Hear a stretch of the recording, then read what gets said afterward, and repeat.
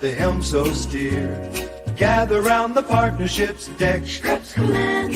Tales from the leaders of the partnership train. So we chant by the podcast glow. Through veritable seas to boxes flow. Dar or die. Hoist the sail. All right, welcome everybody to another episode of The Partnership. Let us know where you're tuning in from today. We're going to take live audience questions. So I'm super excited to hear more from you as well. And then also to learn from today's guest, Sonya Jamula, who is the VP of Partnerships and Alliances at Gusto, which is an HR tech and payroll provider. And Sonya has over 15 years of experience building high-performing partnerships and GTM teams. And the way this conversation today started is super funny because it started as like a LinkedIn discussion. And basically, I posted a comment on LinkedIn that I think people should delay partner ops hires as much as possible. And then Sonya vehemently disagreed with me. And so we had this really long discussion in the comment section on LinkedIn. And so I decided that this would be a topic we should discuss in person. So Sonya, great to have you. Thanks. It's great to be here. I'm excited to continue this conversation since we have such differing views. It's going to be fun. Yeah. This is probably going to be the most debated topic on the show so far. Yep. Yeah, absolutely. So with that, I would love to start with what is partner ops? Maybe you could share a little bit about that and your background as well. Yeah, absolutely. I think most people think of partner ops as like your administrative arm who are just going to execute a bunch of administrative tasks for you on an ongoing basis. I view partner ops as a little bit more. Your partnerships ops team should be building your processes. Initially, at least, they should be building all your processes. They should be automating all your processes. They should be optimizing all your processes. Eventually, over time, this team should become your partner experience team, and they should have three main functions. One, to make sure that your partners are having the smoothest, seamless experience, making it super easy to work with you. But your internal teams are also doing the same thing. And it's easy to work with your internal teams. And then obviously a seamless experience for your customer and the end user that is using it. My background is very diverse, even though I've really only been, previous to Gusto, I was at the same company for about 12 years. I was at Dish, and Sling is owned by Dish. And a lot of what I did was, initially, me and my old manager, we were just building out new programs. So we were building out first the international arm of for Dish specifically, which was for international programming. Then Sling came around that time. Sling was the first OTT live linear service in the US, and we were in the midst of it before Sling even launched. And so we were building out channels for Sling prior to and then after launch. And then we moved on to more of the commercial verticals, which was, hospitality, senior living, multifamily, which I wasn't part of, but my old boss was, but we were all in the same org. So there's a lot of different worlds that I've played in, both building from new, fixing, growing, all different aspects of it, which takes a different angle and strategy. And in my mind, partner ops plays a role in every step of that. Yeah. I mean, it's so interesting, right? Because I guess you stayed so long at the same company, but you did see all these evolutions. And that's such a classic story for a partnerships leader. It's just that you're being roped into all these different programs, from building from scratch to fixing to scaling.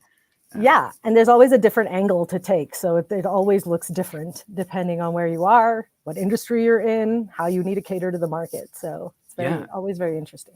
And depending on the type of partnerships as well. Like just before we started this show, we had a great discussion as well about just the different types and when each company should invest in different types of partnerships, from channel co-marketing to technology to alliances as well. Yep. Mm-hmm. Absolutely. Awesome. Before we dive into the main discussion, I just wanted to say hi to Lincoln as well. Lincoln, great to see you. Tuning in from the UK international audience today. All right. With that being said, let's dive into the main discussion of today. When should you invest in partner ops? The beginning. That should be arguably, after your partnership leader, in my mind, one of your first foundational hires. And when you think about it, we were talking about this earlier, and we talked about it a little bit in that same thread. when you come into this role, you should have a general idea of what you want to do and what the strategy is, at least through partnerships at a high level. Are you, let's bring it down to the basics. Are you going after more customers? Are you going after feature technology partners that are going to enhance and be complementary, and you're going to collect indirect revenue? Are you going after resellers? Are you going after ISVs, MSPs? There's a whole different slew of partnership types, and how to activate them is very different. But you should have a general idea of what path you're going down, which means you should have a partnerships ops person who is building along with you and making sure that all of the tools that you are going to need, whether they are rudimentary in Excel spreadsheets or grids or docs or whatever they are being built right alongside with you, so that when you come back to this and you want to start streamlining and fixing things, they are very much in line doing that with you. But also, they are working cross-functionally amongst all the other teams, amongst all your cross-functional ops teams, technology teams, sales teams, and they are understanding what is being built for them to keep that in mind and make sure partnerships is included in every part of that versus being left out. Got it.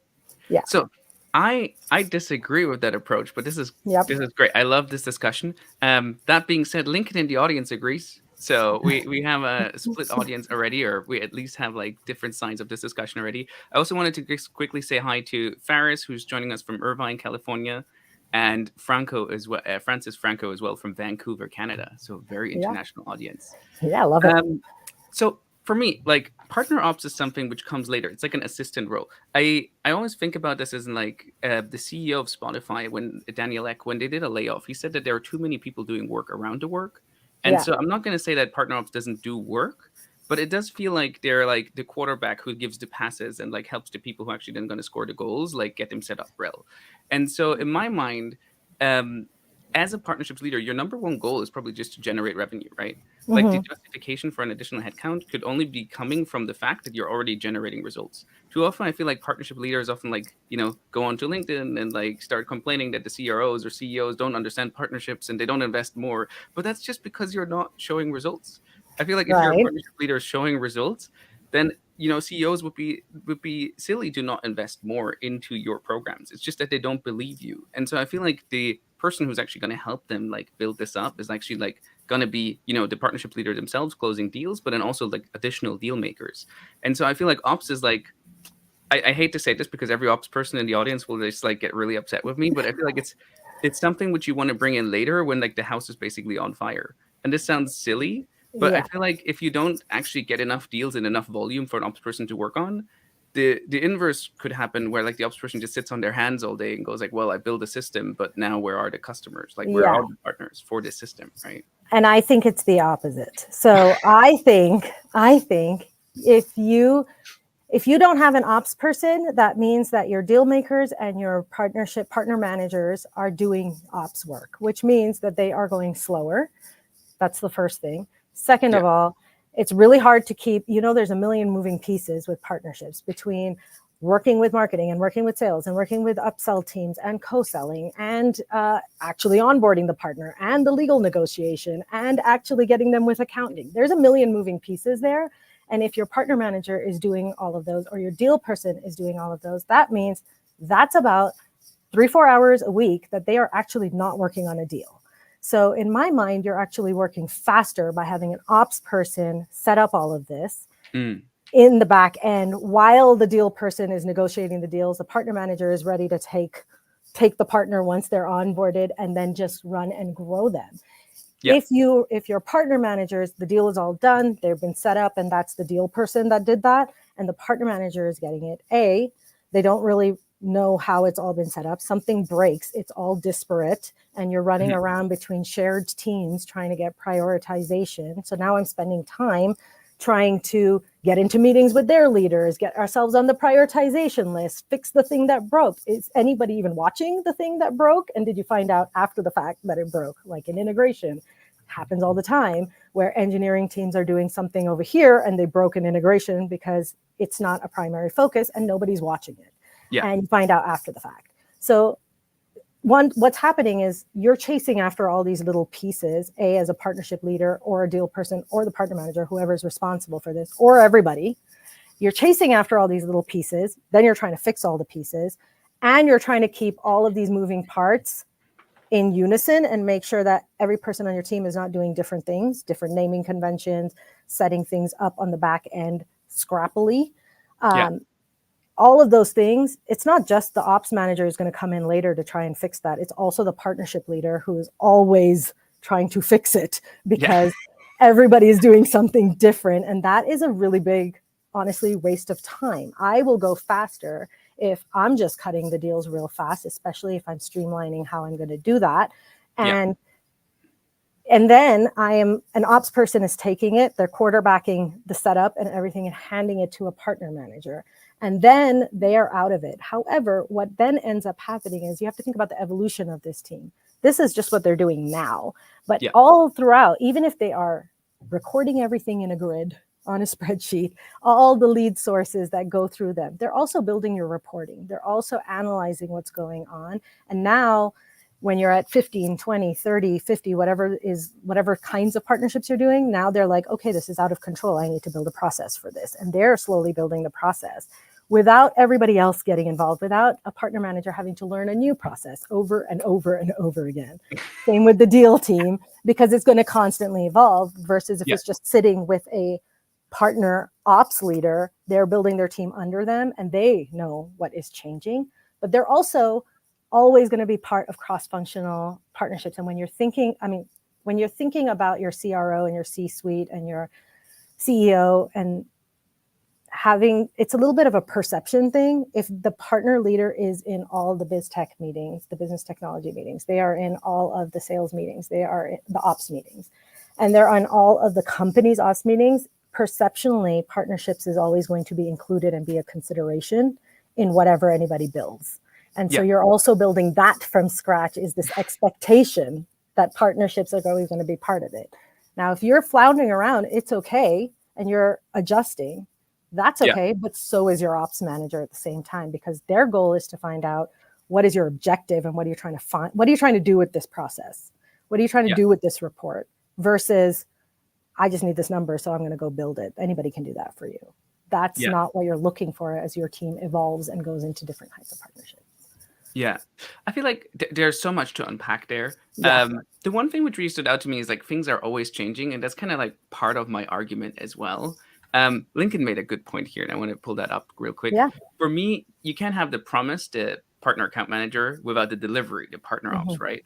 But I actually, as a former startup founder, would disagree with that statement as well, because things are always changing. So the promise changes in the end of the day. Like, especially when you're coming in as a new, partnerships leader, you might not know what the company actually wants, what kind of partners they want, what will resonate with these partners. And so because that always changes, I feel like my fear would be that partner ops might build a system or install like a PRM or something like that, which then is actually not used afterwards.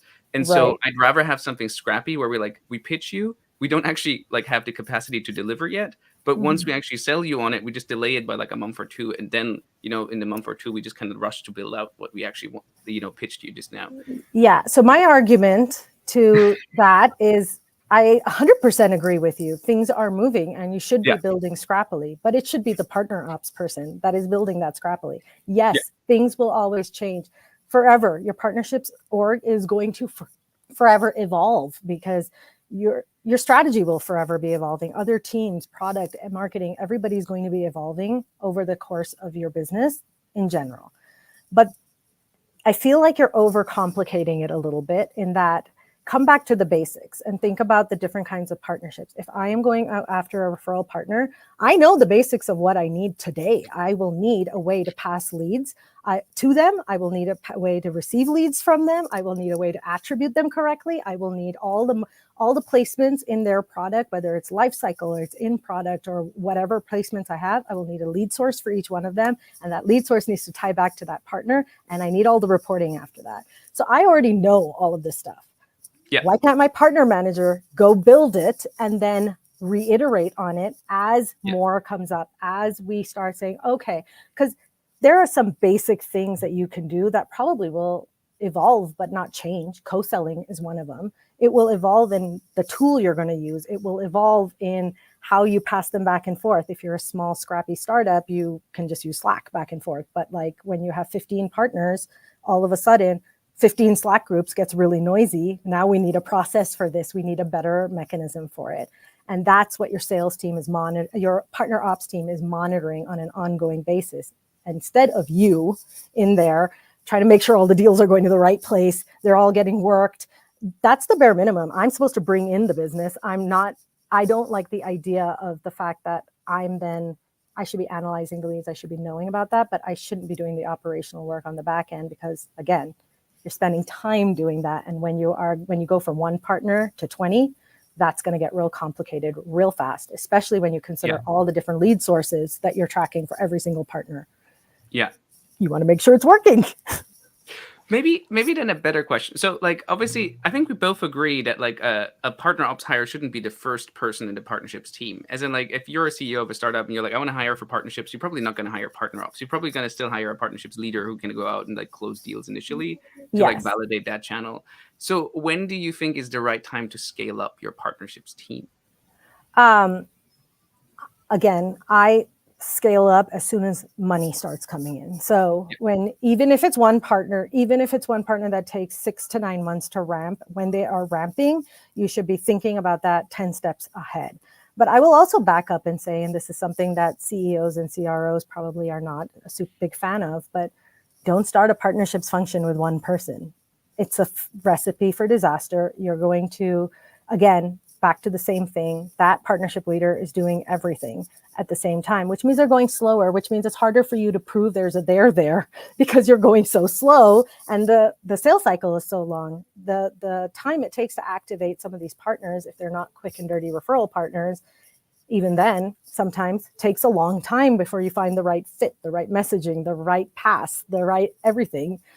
It's going to take some time. So a CEO and a CRO should at least have a 2 to 3 person at the bare minimum team.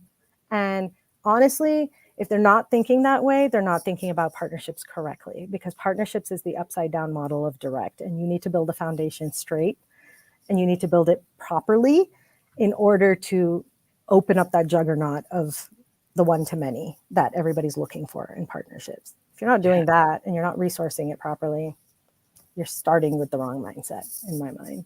Yeah, interesting. You just said like the partnerships is the upside down model of direct. Like I've never heard that before. Can you just share a little bit more? It's really rudimentary. The direct is one-to-one, right? Demand gen brings a lead in, it goes to sales, they close the lead. Partnerships is one-to-many. So you have to start with, it's a heavy upfront resourced team. And then it pays out dividends once you get the flow going, because then it's a one-to-many situation. So you might take 6 months for one partner, but they could bring in, if it's leads that you're trying to get, 350 leads once you've built it properly and and you figured out all the kinks and like I said, the messaging and things like that. Once you figure that out and you've got the there with that partner, that is a one-to-many. And if you're doing it right and you're streamlining, and you're building processes and things, that should be an always on motion of bringing in that bulk amount of leads. So that's why it's the upside down. It's not a one-to-one. It's not I'm going to instant gratification. I put out paid advertising and I got this from it. It's not. Got it. Yeah. Got it. How do you feel about shared resources? Maybe this is something which, goes into a question Faris just asked in the chat as well. He's like, curious, does partner ops typically live under partnerships or the revenue department? How do you set up your partnerships, like partner ops team, for success? Like, is this something which you really need to own? Like, because you just said like you should ideally have 3 people immediately, which I feel like as a CEO you might gulp, because you're like, well, you have 3 people who just take out like, partners for steak dinners, which is not what partnerships people do, but they might think like that, Yeah. So how do you like think about shared resources? Do these all need to be dedicated heads, or is there like a ramp time where you say like, hey, one person can start a team and then after a while when you see traction you just hire like a second and third head? I think you can have shared resources. Absolutely. I think a lot of this can live in RevOps. A lot of the business technology teams can handle the back end setup and things of that nature. But what I will say is it is very much dependent on the company, that you are in, because what inevitably happens, because direct is a instant gratification, I put out money, I can see the dividends like immediately, it'll always get priority because it's a faster motion, right? Which means that your partnerships work is always going to get deprioed, and anyone who's a partnership leader in this on this call is going to 100% agree. You're going to get deprioed because we can't see the results of what we're building for you right away. And so it's okay, we'll get to it at some point. Or, yeah, but demand gen needs this, marketing needs this, sales needs this, so we're going to build this first, obviously, because that's where the bulk of the acquisition is coming from. So that's the fear. Now, if you have a really, really savvy like RevOps, CRO, C-suite team, they're going to understand that this is going to take long, and they're going to prioritize what needs to be done. So I would say like the watch out here is, yes, use shared teams. One, if you can get someone dedicated to it on those teams, that's great. But if you have to use like even one head that's shared between two teams, that's where you're going to need some really strong leadership to actually like help you prioritize, since you are kind of the new kid on the block that's not really generating anything of any that's significant compared to direct, but you have to get there somehow. So somebody has to be, the leadership has to be very savvy and back you up in that and prioritize your work and understand that this is a long play versus a short play. Then I think it's totally fine to use shared resources and it makes sense. Ultimately, I think that because of the way that your partnerships ops team is going to evolve and should evolve as you get larger into an experienced team, to what I said earlier, the three main focus, then it might make sense for them to live a little bit more in the partnerships org as you get bigger and bigger, because they need to be in tune with like the deals that are coming in. They need to be in tune with like what the partner managers are experiencing, be like really in the day-to-day with the partners too. So then I feel like that makes a little more sense when you're bigger. In the beginning, you can use shared resources though, I think. It's totally useful. So you would say like that person, like the partner ops person, should sit in partnerships as well, the same way like marketing ops might sit in marketing and rev ops might sit under sales. Yeah, I mean, I think in a perfect world, everybody sits under RevOps, but I don't think that any of us have experienced a perfect partnerships world. And so in a perfect world, I would really love that they would sit in a RevOps org, because they're then sitting right next to the people who are doing what they're doing for sales and doing what they're doing for whatever other channels you have, indirect, reseller, whatever. Yeah. They are sitting right there with them. And that makes a lot of sense. As you move more into the experiential side of partner ops, then it's going to get a little complicated, because then it deviates a lot from what RevOps is doing for sales and marketing. So then when it deviates, it doesn't make a lot of sense anymore. Yeah. I think that's such a hard question, right? Because also like partnerships teams themselves don't know who they report into. Like one of the weirdest things initially when I joined partnerships leaders was like talking to everybody about who they report into, and everybody had a different answer. Yeah. And I think the trick, and I think the thing is here is it really depends on how you're thinking about partnerships. Your company is thinking about it, and your C-suite. Somebody on LinkedIn, and I think it was Greg, said, Greg Portnoy, I think it was him, that said, partnerships is a strategy, not a business unit. And nobody could sum it up as succinctly as that. It is a strategy. It moves with your strategy of your company. If I am working towards IPO, then I am going to be building a very healthy reseller channel, referral channel, but also a technology partner channel, because that's going to retain all my customers in the long term, primarily.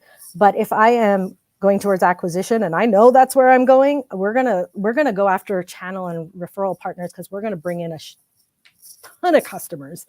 Yeah, and we're gonna that's what we're gonna focus on. So that also is really very much a factor in what you're building and how you're building it and when. Yeah, I feel like so all the things like so the more you explain, the more I agree. But that being said, like a lot of this seems to be related to the size of the company. And I wanted to just like get back to a comment of George Vitko as well. First of all, George, thanks for tuning in.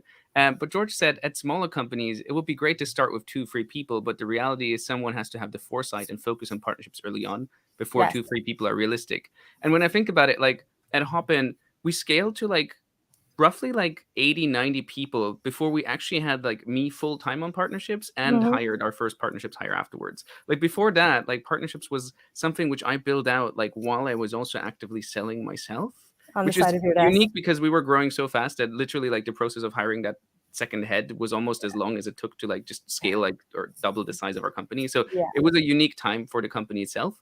But I do feel like there's some truth in George's statement there that two free people in a startup of like maybe like 20 people seems Mhm. pretty bold Yeah. for a partnerships function. So what kind of size of company do you think is the right one to actually start investing? I actually agree with him. He's saying basically somebody has to have the foresight to know Yeah. what they're building. And so if the CEO or CRO does not have the foresight, you don't even know where to start with it. That's okay. There's advisors, there's people who are consultants who can sit here and talk to you and learn about your business and understand and say, okay, here is where I think you should start. What are your goals? What are your objectives? What do you want to do? And here's what you should go after, and let's build a plan. So if I'm building a plan and somebody comes to me and says, here, I have 5 product lines that are super lucrative, and now I have to decide which one I'm going to go after first or all of them. But what is your goal? Back to, are you trying to get acquired? Are you trying to IPO? Are you just trying to scale really fast? What are you trying to do? And then you build your strategy around that. You can actually figure this out before you hire your first person and then figure out like, okay, I want to go hard on channel because this is my product. This makes sense. I want more customers. I'm not going to bother with technology partnerships because I just don't have the product and end resources for that. No problem.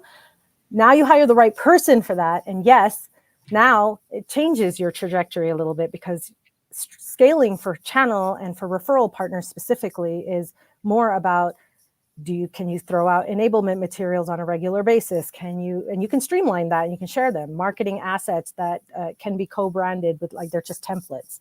Those are ways to activate channel partners and standardized templates for agreements. And you can start churning them out with one head really, really quickly, but you have to keep in mind that A, you're probably going to go slower if they're and be prepared for that if they are the ones who are also setting everything up on the back end and you are not using shared resources. And B, the other thing is have a focus on what you want in the beginning and a plan for what that number is for you to get the second hire in and how quickly you want to get there. And it's okay to start with one person, but you can't get too far into it. You can't get too complicated with your partnerships or any of that without the partner ops person in place. So that would be how you then start to build it out. Because think about it, other people are also going to be doing this off the side of their desks. If you are asking for templated marketing materials and assets that somebody can slap a logo on and co-brand it, somebody has to be doing that too. But also you as the leader needs to make sure that they're doing it. And did they deliver it on time? And now I have to disseminate it to all my partners. So like once you're getting into that world where there are processes and always on motions, you need your partner ops person. Got it. That's a great soundbite. And I do agree with Lincoln. Like, I kind of don't want this discussion to end. This is phenomenal. We are hitting up on time, but I also want to like highlight that John in the audience. Hey, John. He says very true FJS, and it does change. So I'm just gonna say, like, we have a split audience here. Like, it's not clear yet what the right answer is.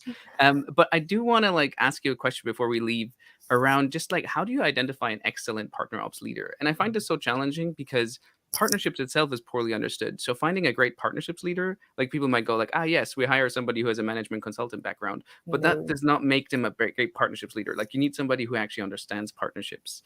And so with ops, it's even more niche. Like there are only like a handful of people who really bang on about this topic and who I would say like, hey, they really understand this at a deep level.